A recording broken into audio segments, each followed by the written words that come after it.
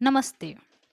भगवान शिव के बारे में कहा जाता है भगवान शिव त्रिलोक के आदि और अंत देवता हैं जिनके आगे दुनिया की सभी शक्तियां असफल हो जाती हैं। लेकिन क्या आप जानते हैं शिव का जन्म कब और कहाँ हुआ था? उनकी माता का नाम क्या था? उनकी माता कौन थी?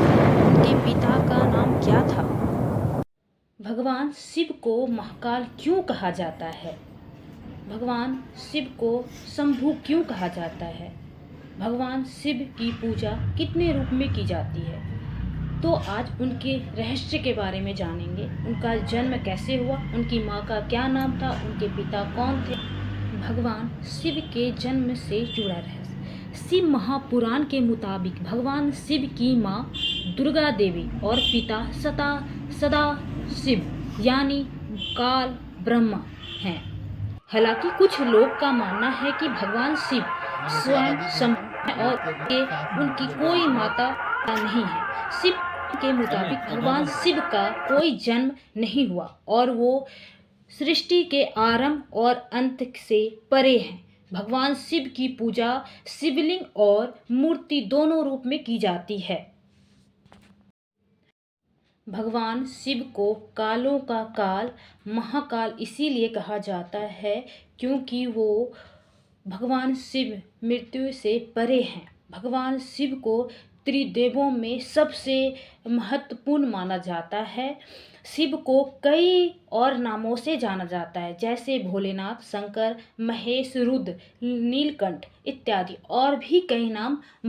और कई नामों से जाना जाता है। संहारक कहे जाने वाले भगवान शिव एक बार देवों की रक्षा करने हेतु जहर पी लिया था और नीलकंठ कहलाए। भगवान शिव अपने भक्तों पर प्रसन्न हो जाते हैं, सारी मुरादें पूर्ण कर देते हैं।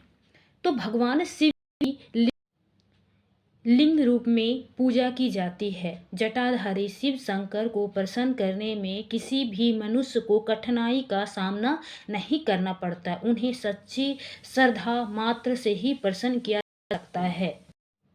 महादेव देवों में ऐसे देवता हैं जिनको आप एक लोटा जल चढ़ाने पे हर मनोकामना पूर्ण हो जाती है। जिस मनुष्य की मृत्यु रेखा बहुत नजदीक है या उसके साथ कोई घटना घटने वाला है या उसकी जीवन रेखा बहुत कम है, वो काटने का क्षमता है वो हमारे शिव जी के पास है। शिव जी को निरंकार, उनके कोई आकार नहीं, इसी शिवलिंग की पूजा की जाती है। वो निरंकार हैं, उनके कोई भी आकार नहीं है, इसीलिए शिवलिंग के रूप में उन्हें पूजा जाता है। उन्हें सिर्फ एक लोटा जल चढ़ाने से हर मनोकामना पूर्ण होती है। अगर घर में कोई भी बाधा हो,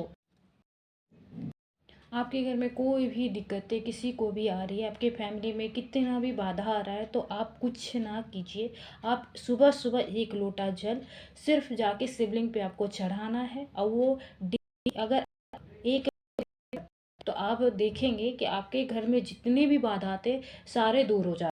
जितने भी कष्ट थे, जितने भी गलत ऊर्जा आपके घर में प्रवेश कर रही थी, सबसे निवारण हो जाता।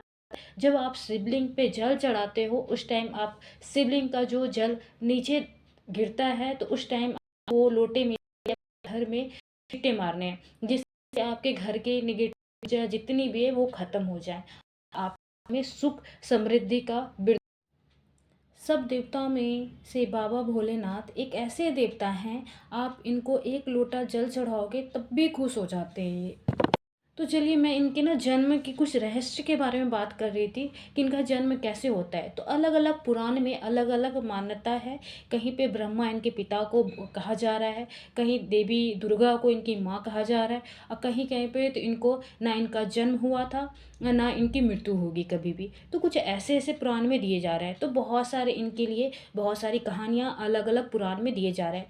तो एक पुराण में ऐसा ही गया है कि त्रिदेवों में भगवान शंकर को महत्वपूर्ण स्थान प्राप्त है। भगवान ब्रह्मा सृजक कर्ता, भगवान विष्णु संरक्षक और भगवान शिव विनाशक